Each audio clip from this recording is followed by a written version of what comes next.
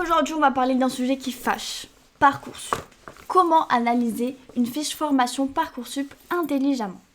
Si tu es déjà allé sur une fiche formation Parcoursup, tu as peut-être déjà eu cette réaction.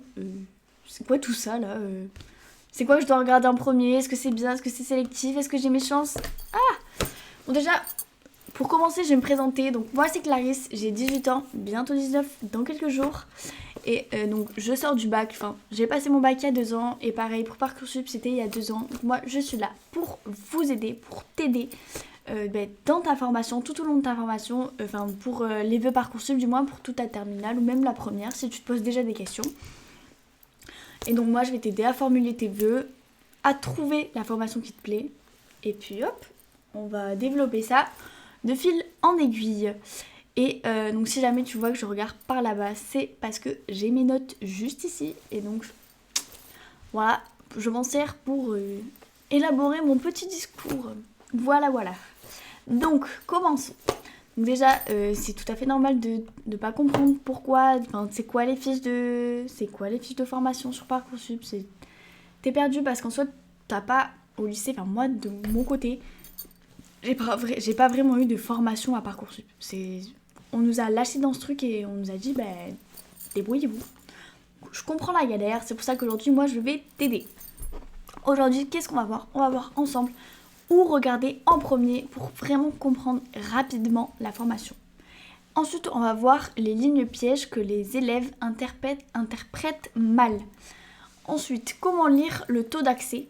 Et on finira avec comment savoir si toi, tu as tes chances dans cette formation. Alors, commençons par le fait de où regarder en premier. C'est la méthode vraiment rapide. Quand tu arrives sur une fiche, il ne faut pas que tu lises tout d'un coup. Parce que déjà, regarde ces 4 blocs. Le reste, c'est pas grave, ça peut attendre. Le résumé de la formation. Donc ça, c'est tout en haut. C'est la photo globale. Donc en fait, c'est le domaine, le type de diplôme, les compétences visées. Si déjà ça t'intéresse, si ça déjà ça t'intéresse pas, c'est ciao.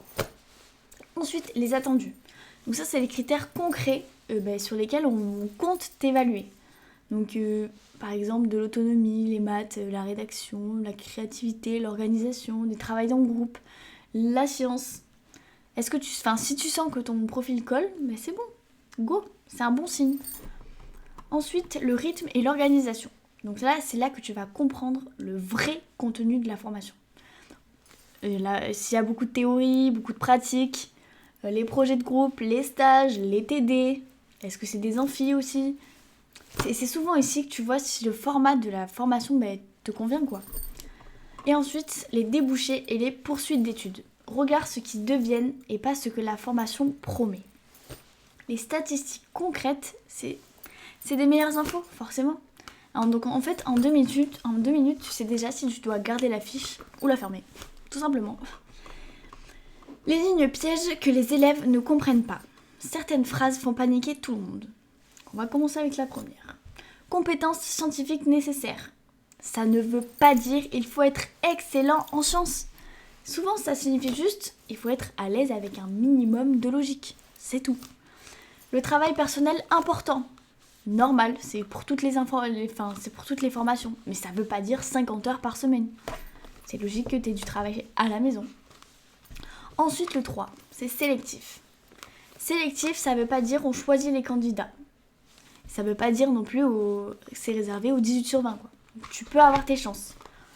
Avis favorable selon le dossier. Traduction, on regarde tous tes projets, tes notes, ta cohérence. T'as pas besoin d'être parfait, mais juste cohérent. Et ensuite, la priorité aux bacheliers généraux techno-pro. C'est juste une priorité, pas une exclusion totale.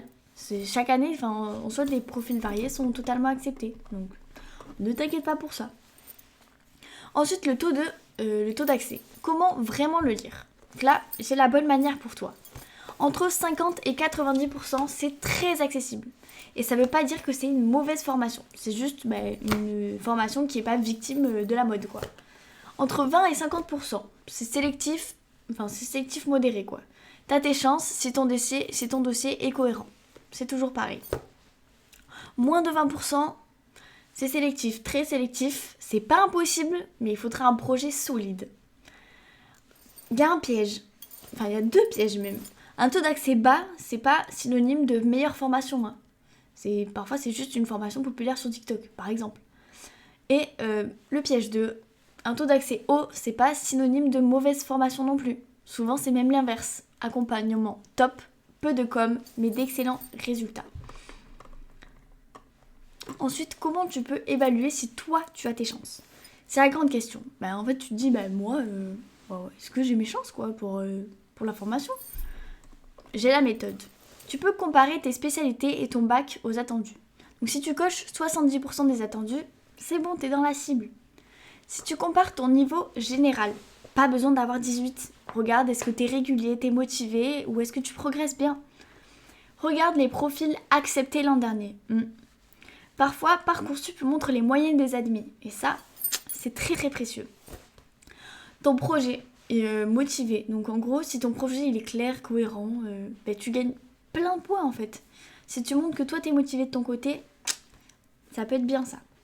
Et il faut aussi que tu diversifies tes vœux. Même si tu as en soi une très bonne chance, garde toujours des options accessibles.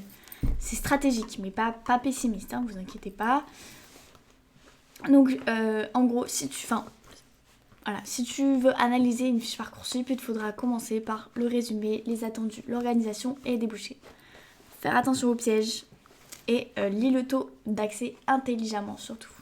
Et si jamais tu veux aller plus loin, donc pour choisir ta formation et comprendre ce qui peut te correspondre vraiment, on a créé un livre, 7 jours pour trouver sa formation post-bac. Donc si jamais dedans, il y a plusieurs domaines de formation et en fait on a mis plusieurs métiers. Ensuite tu as un peu de lecture, justement pour t'aider à trouver ta formation on va dire. Et tu as aussi des trucs à remplir, des petits trucs à remplir comme ça. Ça peut toujours toi t'aider de ton côté à te dire ok, au moins tu mets ça à l'écrit, tu dis ok j'ai trouvé ça, ça peut être cool. Voilà, ça peut être bénéfique pour toi ce petit livre. Donc il est disponible dans la description et sur Amazon. Mais aussi il est disponible en réduction en livre digital sur Amazon. N'hésite pas à l'acheter. Voilà, il est très très bénéfique. Et donc voilà, maintenant tu sais analyser une fiche Parcoursup comme un pro, c'est sûr. Dis-moi en commentaire quelle fiche tu galères à comprendre et je t'aiderai sans souci, ne t'inquiète pas. Et si jamais tu veux une vidéo sur un thème particulier que je n'ai pas encore fait, n'hésite pas non plus à me proposer en commentaire. Surtout, n'oublie pas de t'abonner. C'était Clarisse et rappelle-toi, on avance ensemble.